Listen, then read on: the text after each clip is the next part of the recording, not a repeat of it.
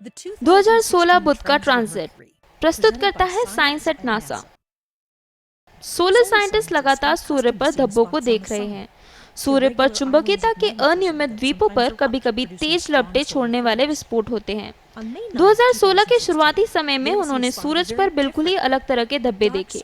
एक काला घेरा सूर्य के एक तरफ से दूसरी तरफ जाता दिखाई दिया। इस हिस्से में सामान्य तौर पर कोई और धब्बा नहीं पाया जाता है।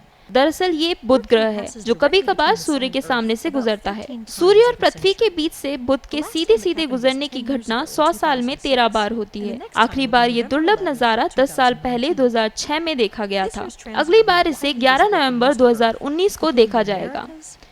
इस बार ये दुर्लभ नजारा पृथ्वी के अधिकतर हिस्सों से साफ साफ देखा जा सकेगा।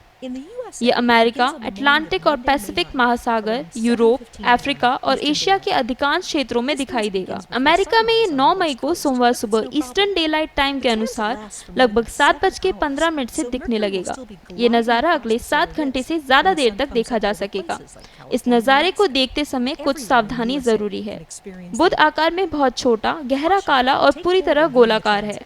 वो सूर्य के चमकीले हिस्से पर बहुत छोटा हिस्सा ही ढक पाता है। 9 मई को बगैर किसी सुरक्षा उपकरणों के सूर्य को देखना खतरनाक हो सकता है। उपयुक्त फिल्टर का इस्तेमाल करके आप सूर्य के सामने से बुध के गुजरने के मनमोहक नज़ारे का लुत्फ उठा सकते हैं। सूर्य की सतह पर बुध के रेंगने और उसके बेहद छोटे घेरे को देखने के लिए उचित फिल्टर के साथ टेलीस्कोप उपयोगी रहेगा। बगैर टेलीस्कोप देखने के लिए बुध बहुत छोटा है।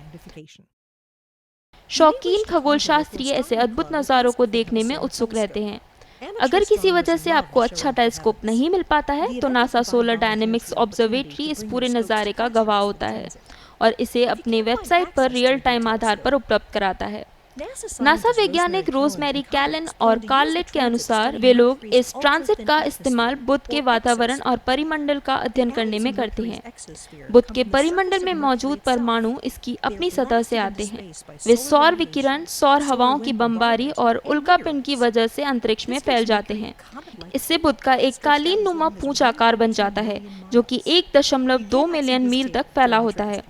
मगर ट्रांजिट के दौरान आप इस पूंछ को नहीं देख पाएंगे। कैलन कहती हैं कि जब बुध सूर्य के सामने होता है तब हम बुध के परिमंडल का करीबी से अध्ययन कर सकते हैं। परिमंडल में मौजूद सोडियम सूर्य के प्रकाश से पीले नारंगी रंग का अवशोषण करता है और उसका दोबारा उत्सर्जन करता है। इस अवशोषण का आंकलन करते हुए हम वहां पर गैस की संघनता का पता कर सकते हैं।